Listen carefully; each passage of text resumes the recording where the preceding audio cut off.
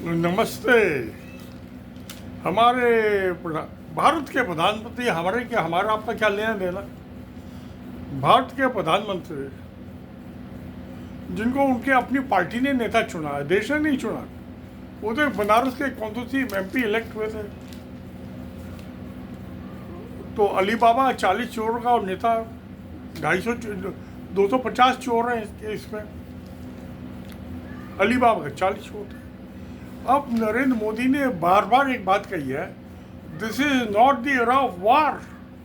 ये युद्ध का जमाना नहीं है, ये बुद्ध का जमाना है, गौतम बुद्ध, शांति का। बुद्ध तो शांति का, वार का नहीं है, युद्ध का नहीं है, बुद्ध।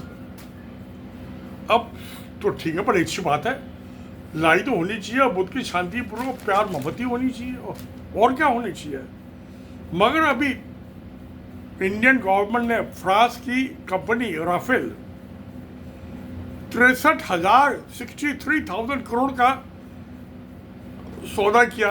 राफेल एम जो है वो नेवी का वर्शन है जो एयरक्राफ्ट कैरियर से उड़ता जुड़ता है। अब इस जो प्लेन है, फाइटर प्लेन, इसकी आज वो कोई एक ही कंपनी के देश को बेचा, मोदी को बेचा, बहुतों को बेच रहा है। वो तो माल बनाना बेचना फैक्ट्री में, तो ये 500 करोड़ से लेके 800 करोड़ तक की इसकी वैल्यू है।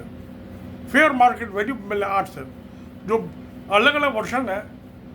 ये जो नेवी वाला है ये 500 और 600 करोड़ के बीच का है। और मोदी खरीदा 2,500 करोड़ का एक प्लेन, 2,500 करोड़ का, यानी 5 गुनी कीमत। 500 को 2,500, 5 टाइम। 80% रिश्वत का पैसा।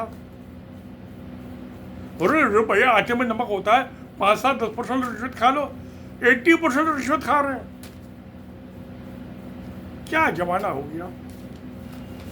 अब ये तो बात हुई, चलो 80% रिश्वत तो बहुत ज्यादा है।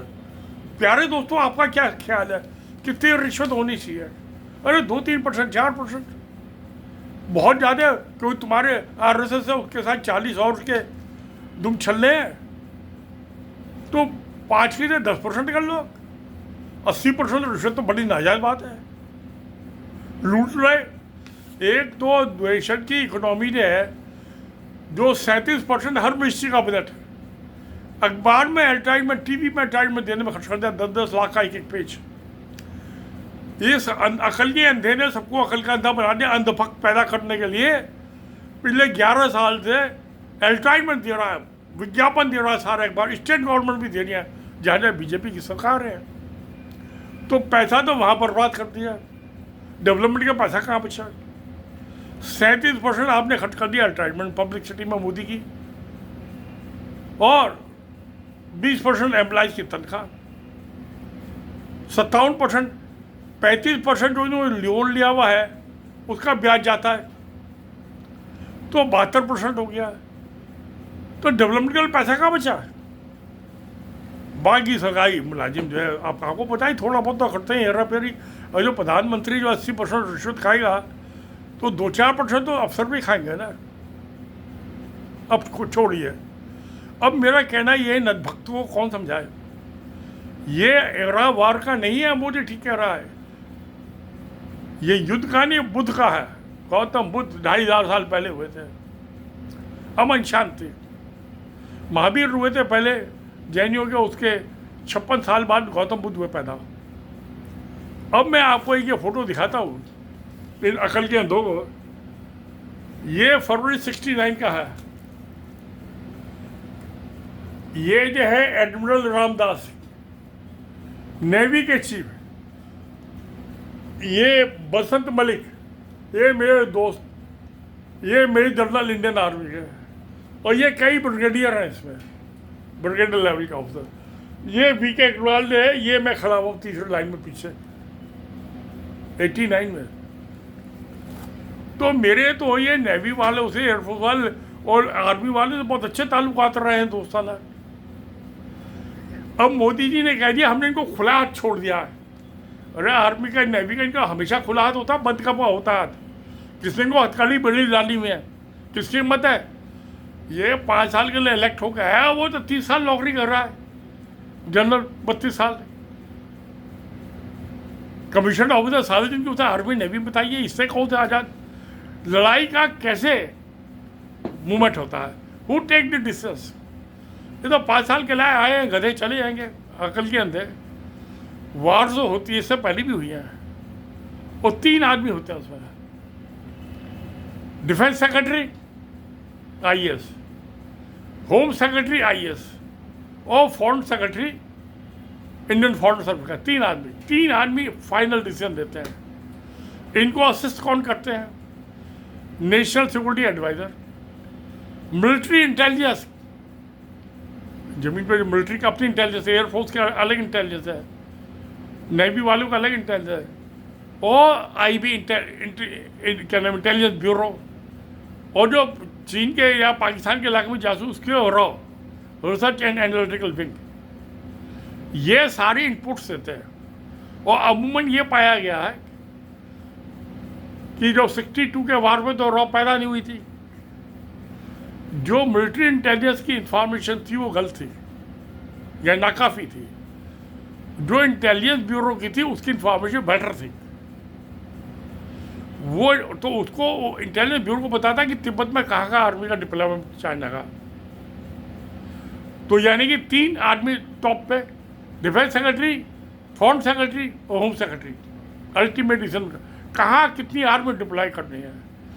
ये मशीन गन से, LMG वगैरह से, हैवी मशीन गन से, राइफल से आप गोली छोड़ दी उसकी कोई जरूरत नहीं, मगर जब आप आर्टिलरी खोलेंगे आपको इस कमेटी से अप्रूवल चाहिए, उसके बिना आप तोप नहीं दाग सकते, पिनाका मिसाइल नहीं दाग सकते। आर्टिलरी फायरिंग के लिए कमेटी का अप्रूवल चाहिए। अच्छा, अब इनके नीचे आगे ये इंटेलिजेंस का काम है, गैदरिंग, और जो ये इंटेलिजेंस जो एजेंसी होती है इनका जो इनपुट्स होता है उसको एनालाइज करके वो डिसीजन करते हैं कि कहाँ कितनी आर्मी का कहाँ अटैक करना है, कहाँ डिफेंड करना है, कहाँ आर्मी को विड्रॉ करना है, कहाँ फॉरवर्ड करना है, हवाई जहाज से कहाँ अटैक करना है। ये 3 आदमियों की कमेटी, ये थी, एक IAS और 2 IAS। या आर्मी चीफ की क्या औकात है? ये डोमेस्टिक सर्वेंट है IAS के, इनको डिसीजन में।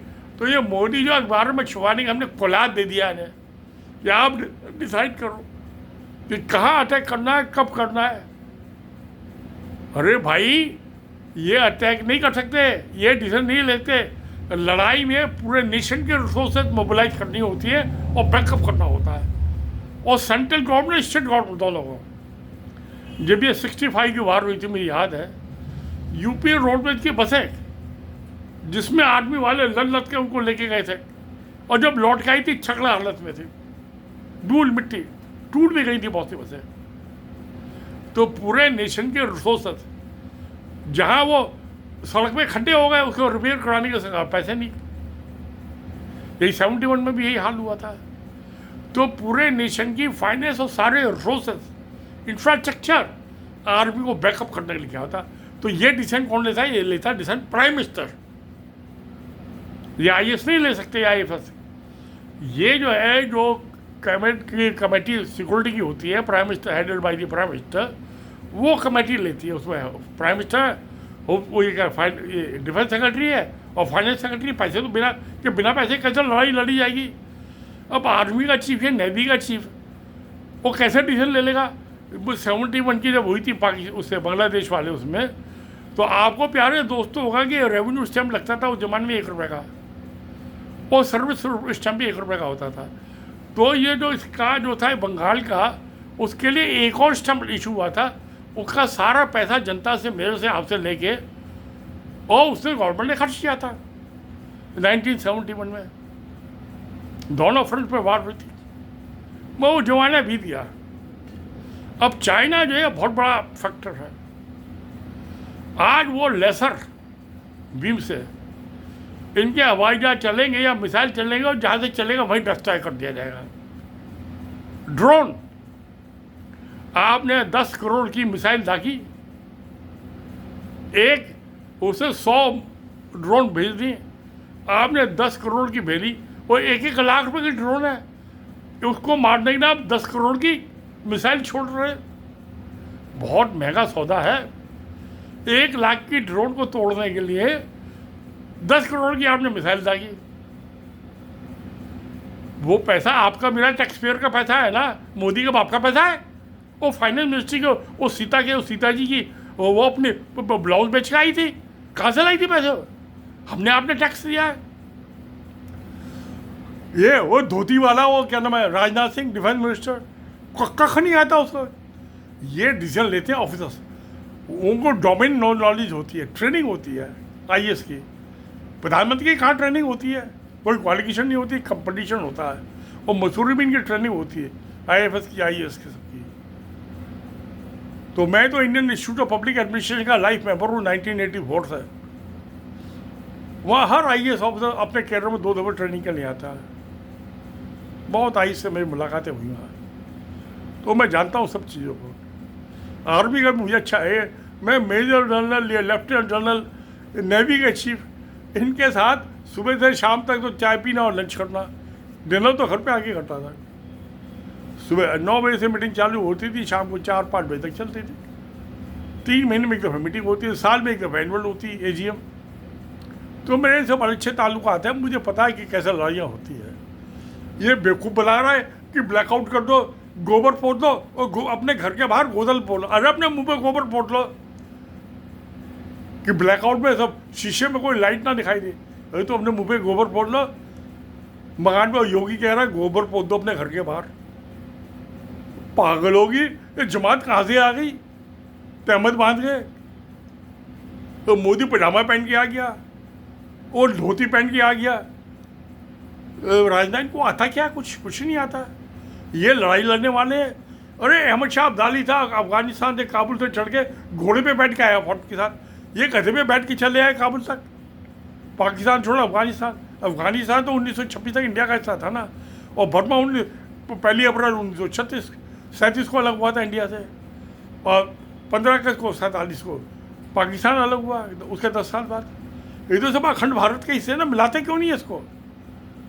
लड़ाई की बात कर रहे हो, डर वे रहे, पजामा इनके गीले हैं चीन का नाम सुनता ही। अरे भाई लड़ाई के बाद कौन जीतेगा कौन हारेगा ये क्या पता है? लड़ाई तो चालू करो। 1 लाख की फौज थी उसकी, जो थी सिंध का जो राजा था, क्या नाम था उसका, मोहम्मद बिन कासिम की 30,000 की फौज, हरा दिया 1 लाख की फौज को। ये जो थी इसके इब्राहिम लोदी की 1 लाख की फौज थी, बाबर की 30,000 की फौज थी, हरा दिया 1 लाख की फौज को। अरे लड़ने के बाद पता चलेगा कौन जीता कौन हारा है। अच्छा वो सब घोड़े के बैठ के आए थे अपने फौज। ये मोदी तो कहीं जाता ही नहीं है लड़ने, मैदान में इसको बॉर्डर पर जाएगा ही नहीं है, दिल्ली में बैठा रहेगा ऐसे। अरे भाई फौज का हिम्मत बसा लगे, आगे आगे चलो, तलवार भाला लेके, गन लेके। वो अफगानिस्तान से बाबर आ गया, अहमद शाह अब्दाली आ गया, और 1.5 टांग का तैमूर लंग, वो सेंट्रल एशिया से आ गया। 1.5 टांग का, 2 टांग के आदमी भी नहीं चल सकते घोड़े पे। बड़े अफसोस की बात, इनकी नलायकी की तो हद ही हो गई। ये इलेक्शन लड़ने वाले हैं, ये युद्ध लड़ने वाले नेता नहीं है। 71 के बाद लड़ाई हुई, 55 साल हो गए, और लड़ाई अब लड़ाई नहीं लड़ी, और बिना लड़े दे प्रमोशन हो गए, और प्रमोशन और पेंशन हो गई, पेंशन खा रहे हैं। अब ये अग्निवीर रागा 4 साल वाले, और पेंशन के बिना कौन अपनी जान देगा? उसके 20 बच्चों को कौन पालेगा? उसके बुढ़े माँ बाप को कौन पालेगा? कोई नहीं भेजेगा, कोई नहीं लड़ेगा। और ये लड़ने की जाएंगे नहीं कोई। मोदी को सबसे आगे चलना चाहिए, घोड़े पे बैठ गए। किसने मना किया? जब वो आ सकते तो ये क्यों नहीं जा सकता? ये 1761 में अहमद शाह आया था, दिल्ली आ गया था काबुल से चल के, बीच में पेशावर रुका था, तो मोदी क्या नहीं जा सकता? इनको लड़ाई लड़नी आती थी। इलेक्शन लड़ने वाले प्यारे भाइयों, इलेक्शन लड़ो, 80% रिश्वत खाओ डिफेंस के प्रोक्योरमेंट में, और मौज करो, वो सब पैसे आरएसएस को दे दो। तो ये हालत है, ये सब बेवकूफ़ बना रहे हैं। काहे जब लड़ाई का जमाना ही नहीं है तो ये किसके लिए राज प्रदर्शन खड़ करो? आपको मारने के लिए, मुझे मारने के लिए, विदेशी को तो मारने के लिए हिम्मत नहीं है तुम्हारी। तो फिर सत्य में जयते। नमस्कार, धन्यवाद।